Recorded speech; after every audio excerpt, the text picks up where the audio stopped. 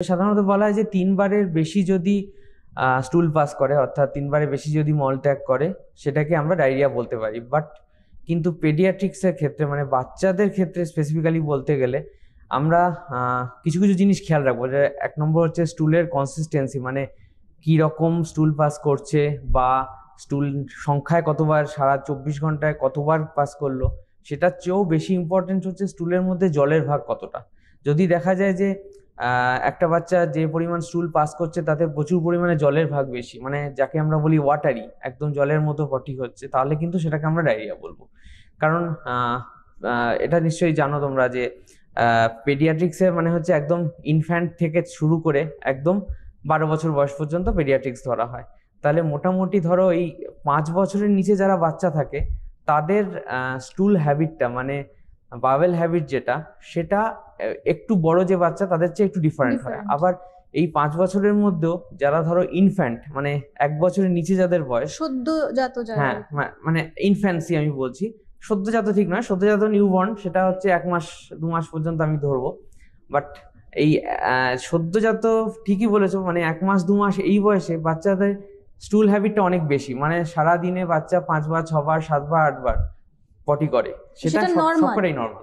সেটা পুরোটাই নর্মাল, কারণ বাচ্চাদের গ্যাস্ট্রোকলিক রিফ্লেক্সটা খুব স্ট্রং হয়, যে কারণে হচ্ছে প্রত্যেকবার ধরো ওকে দুধ খাওয়ানো হচ্ছে, ও একবার করে স্টুল পাস করছে। কিন্তু সেই স্টুল পাসটা কিন্তু রেগুলার ডে, মানে প্রত্যেক দিন যেরকম স্টুল পাস করে সেরকমই হচ্ছে। এবং সাধারণত যদি মানে শুধুমাত্র ব্রেস্ট ফিডিং এর ওপর, মানে বুকের দুধে, মায়ের বুকের দুধের ওপরই যদি বাচ্চা থাকে, তাহলে সাধারণত দেখা যায় অল্প একটু মানে কি বলবো, পেস্টের মতো স্টুল পাস হয়, যাতে কিনা একটু জলের ভাগ থাকে, তার সাথে একটু পেস্টের মতো কনসিস্টেন্সি হয়। এবং সাধারণত যিনি বাচ্চাকে পরিচর্যা করছেন রেগুলারলি, মা, তিনি কিন্তু ধরতে পারেন যে এই বাচ্চাটা প্রত্যেকদিন এই রকমই স্টুল পাস করছে। এবং তারপর সাডেনলি একদিন বা দুদিন তিনি দেখলেন যে না, এখন যে স্টুলটা পাস করছে তাদের মধ্যে জলের ভাগ বেশি, মানে জলটা বেশি করছে। তার সাথে যদি দেখা যায় যে বাচ্চা দুধ খেতে চাইছে না, বা বাচ্চা একটু ঘ্যানঘ্যানে হয়ে গেছে, ইরিটেবল হয়ে গেছে, ঠিক আছে, তাহলে কিন্তু সেক্ষেত্রে মানে তার দেরি করা উচিত হবে না। সেক্ষেত্রে তার বয়স যেটাই হোক, তাকে কোনো ডাক্তারবাবুর কাছাকাছি কোনো ডাক্তারবাবুকে দেখানো উচিত, বা কোনো হেলথ সেন্টারে যেখানে আছে দেখানো উচিত।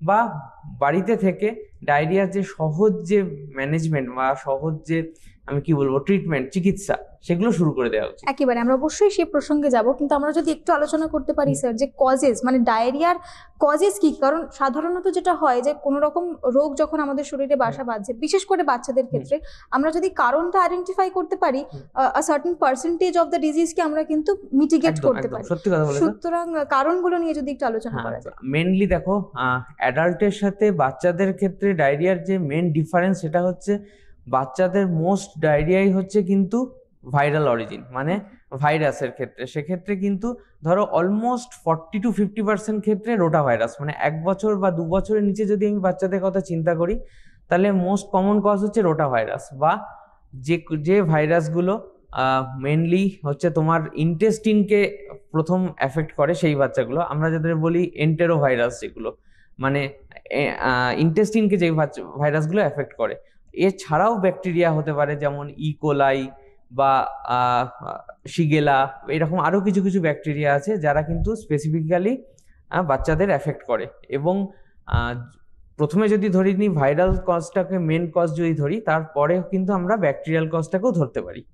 একেবারেই তাই। অর্থাৎ এটা তো না হয় গেল একটা সাইড স্যার, কিন্তু অনেকেই হয়তো যারা দেখছেন, বিশেষ করে মারা, মহিলারা যারা দেখছেন, তারা অনেকটা রিলেট করতে পারবেন যে এই যে আমরা কথা বলছিলাম সদ্যজাত যারা শিশুরা রয়েছে, তাদের ক্ষেত্রে অনেক সময় হয় যে ব্রেস্ট ফিডিং এর পর হয়তো এই যে স্টুলটা পাস হচ্ছে, এটা তো আপনি বললেন নর্মাল, কিন্তু সেখানে একটা কমন টার্ম ভীষণ প্রচলিত এখন হচ্ছে, সেটা হচ্ছে ল্যাকটোজ ইনটলারেন্ট। সুতরাং এই বিষয়টা কতটা সম্পর্কিত এই ডায়রিয়ার সঙ্গে? বেশ, ল্যাকটোজ ইনটলারেন্স বেসিক্যালি কিছুই না। ল্যাকটোজ ইনটলারেন্স মানে হচ্ছে আমাদের যে ব্রেস্ট মিল্কে ল্যাকটোজ থাকে। এবার ল্যাকটোজকে হজম করার জন্য আমাদের মানে ক্ষুদ্রান্তে হচ্ছে ল্যাকটেজ বলে একটা এনজাইম থাকে। সেই ল্যাকটেজ এনজাইমটাকে, ল্যাকটোজ হচ্ছে ডাইস্যাকারাইড, সেটাকে ভেঙে সিম্পল গ্লুকোজে, মানে একদম সিম্পল শর্করায় পরিবর্তিত করে, যেটা আমাদের বডি ইজিলি অ্যাবজর্ব করতে পারে। এবার হচ্ছে ল্যাকটোজ ইনটলারেন্স মানে হচ্ছে যখন এই ল্যাকটেজ এনজাইমটা যে পরিমাণে বের হওয়া দরকার তার চেয়ে কম বের হচ্ছে, বা কোনো কারণে এটা যে আমরা যে ল্যাকটোজ যেটা যাচ্ছে তার সাথে কাজ করতে পারছে না। এটাকে মেনলি দুভাগে ভাগ করা যেতে পারে, একটা হচ্ছে প্রাইমারি ল্যাকটোজ ইনটলারেন্স, আর একটা হচ্ছে সেকেন্ডারি ল্যাকটোজ ইনটলারেন্স।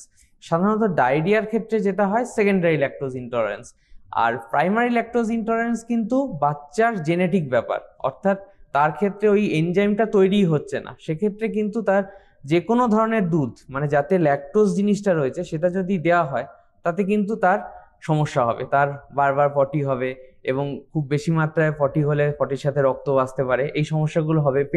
পেটে ব্যথা হবে, দেখা যাবে বাচ্চা ওজন বাড়ছে না, বাচ্চা দুধ খাচ্ছে না, সবসময় ইরিটেবল থাকছে, তো ম্যালনিউট্রিশন নিয়ে আসবে।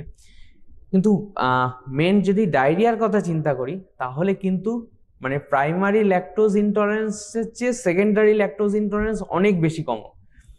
কারণ কি হয়, যখনই আমাদের কোনো ডায়রিয়া হচ্ছে, ধরুন সেটা ভাইরাল ডায়রিয়া হোক কি ব্যাকটেরিয়াল ডায়রিয়া, তাতে কি হয় যে ইন্টেস্টিনের যে যেখান থেকে ওই ল্যাকটোজটা অ্যাবজর্ব হয় সেইখানে যে ভিলাস বর্ডার আছে সেইখান থেকে ল্যাকটেজটা তৈরি হয়, তার যে ওয়াল থেকে ল্যাকটেজ তৈরি হয়। এবার যেহেতু এই আমাদের ইনফেকশনগুলো হচ্ছে, সেই ইকোলাই হোক কি রোটাভাইরাস হোক কি আমার শিগেলা হোক কি এন্ট্রোটক্সিনিক ইকোলাই হোক, যে কোনো টক্সিন মেডিয়েটেড ওই ব্রাশ বর্ডারগুলো ডিস্ট্রয় হয়ে যায়, এবং ডিস্ট্রয়েড হয়ে যাওয়ার জন্য টেম্পোরারিলি একটা ল্যাকটেজ ডেফিসিয়েন্সি তৈরি হয়।